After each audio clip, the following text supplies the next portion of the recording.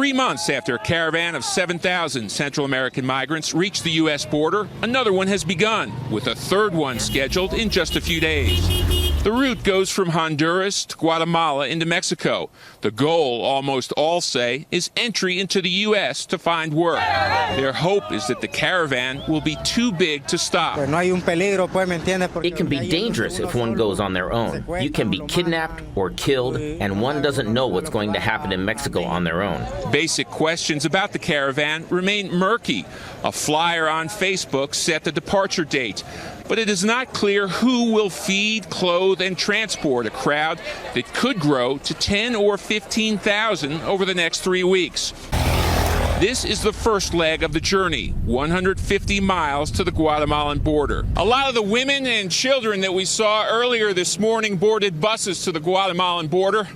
A bus ticket costs about $7, but for many of these young men setting off on a 3,000-mile journey, they don't have $7 for a bus ticket. Despite promises by Mexico's new President Lopez Obrador for humane treatment for the migrants, they may be wearing out their welcome. The city of Tijuana has decided to close down its largest shelter, which at one point housed thousands of migrants from the last caravan, just as another, possibly larger one, appears set to arrive. Where we have no fencing, over 90% of our traffic occurs in those areas. Look, this is common sense.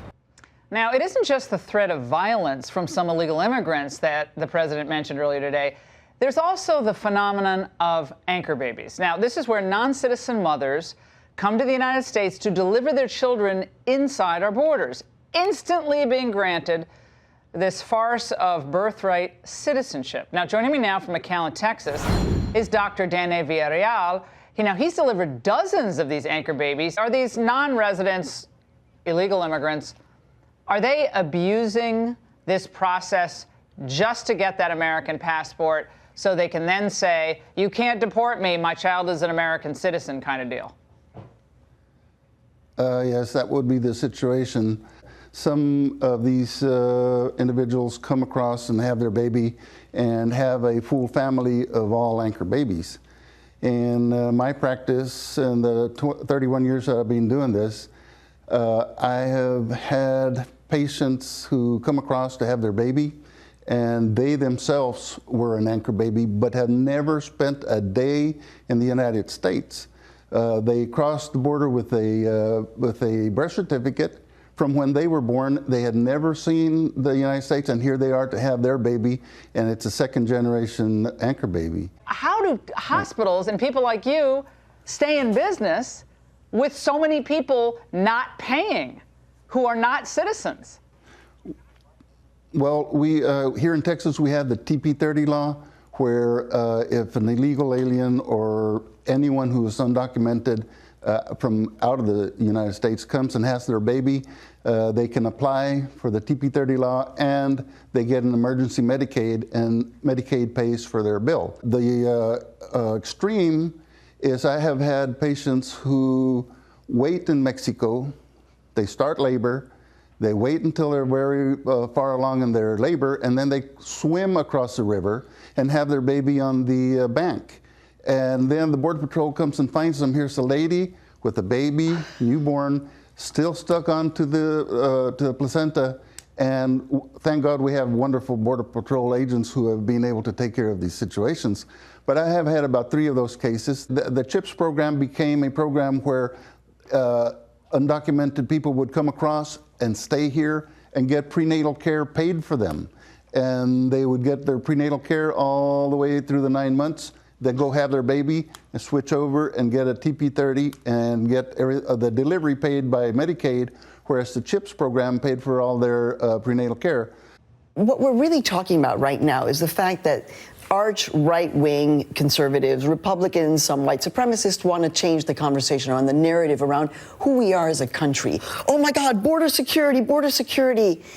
This is not a border security crisis that merits a wall. The president should not be asking for more money to an agency that has systematically violated human rights. The president should be really defending why we are funding such an agency at all. The mainstream media, MSNBC, CNN, the print media, and the Democrats are in one of two groups. They're deniers or they're deceivers. The deniers won't accept the truth, or they're quite frankly not smart enough to figure it out. The deceivers know the truth and they're lying to the American people. This is just the Texas issue. This is between 2011 and 2018, the Texas numbers. They booked 186,000 illegal aliens for a total of 292,000 crimes. Now, is this a crisis? 539 murders, 32,000 assaults, including 3,426 sexual assaults, almost 3,000 weapons charges. Immigrants, that's not a, I mean, that sounds like a crisis to me in one state.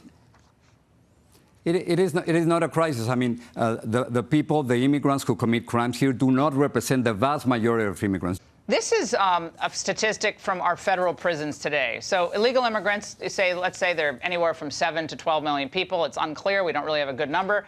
But 23% of federal inmates are illegal immigrants committing a wide variety of crimes. They're not entry into the country, multiple entries. These are violent crimes. 23%?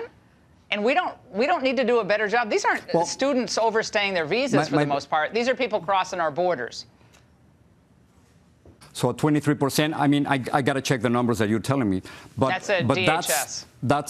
It's just, well, it's just a number. To create a crisis, to spend $5 billion on a wall that we don't need, it is completely absurd. We simply cannot allow people to pour into the United States undetected, undocumented, unchecked, and circumventing the line of people who are waiting patiently, diligently, and lawfully to become immigrants in this country. This is about a wall. This is about a wall to keep brown people out. When we use phrases like undocumented workers, we convey a message to the American people that their government is not serious about combating illegal immigration. Now they like to use the word undocumented because it's more political. I don't use that word. They're illegal immigrants. Above all else, the American people want their government to be serious about protecting the public, enforcing the rule of law, and creating a rational system of legal immigration that will proactively fit our needs rather than reactively responding to future waves of illegal immigration. But we want an immigration policy that's fair, equitable, but that's going to protect our people. What the American people are pleading for is sanity and common sense in our immigration system.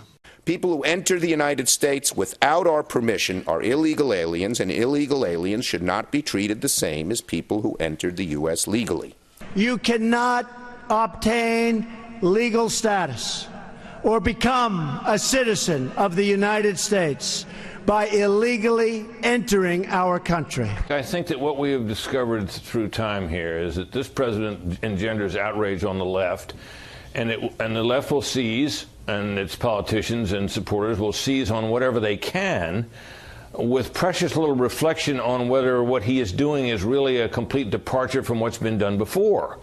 And it turns out in this particular instance, as in others related to immigration, it really is not. Democrats think that the longer this goes on, the more Republicans they'll be able to peel off. Republicans who never shared this president's passion for a wall in the first place. President Trump has chosen to hold hostage critical services for the health, safety, and well-being of the American people.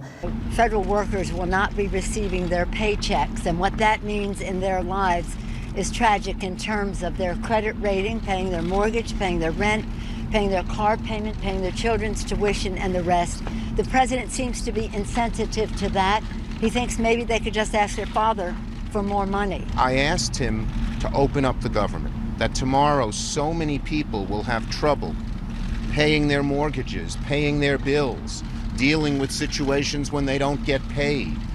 And I said, just why won't you do that? We'll continue to discuss. We're willing to discuss anything. I want to clarify a few things as I just listened to Senator Schumer.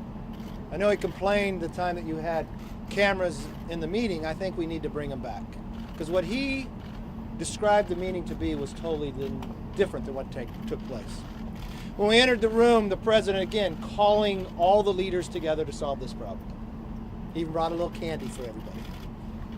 He started off talking a little bit about wanting to get this solved. He even spoke last night saying in 45 minutes, he says, but I think we could do it in 10. I want to turn the floor over, the president said, to Speaker Pelosi and Schumer. Tell us what offer you have, because we all had in our hands from the weekend's work of the vice president, and every office had staff there, about where we were. The different offers, the increases of the work that you've done to secure this border. So we turned to Speaker Pelosi. She began to argue whether we even have a crisis or whether facts are true. Turned to Schumer again, who said we just have to open the government up. The president would go back and forth in a negotiation in a very respectful way. I saw Schumer continue to raise his voice. The president then turned to the speaker and politely asked her, okay, Nancy, if we open the government up in 30 days, could we have border security? She raised her hand and said, no, not at all. The president calmly said, I guess you're still not wanting to deal with the problem.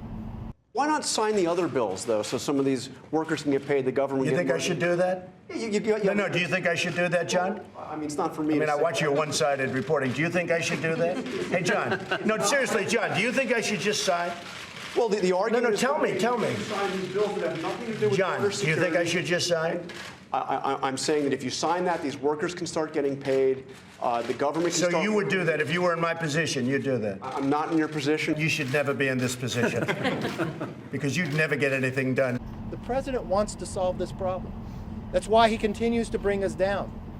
That's why he's put offers on the table. Not once have the Democrats offered anything back.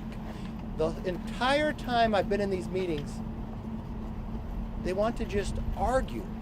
I find China, frankly, in many ways, to be far more honorable than Brian, Chuck, and Nancy. I really do. I think that China is actually much easier to deal with than the opposition party.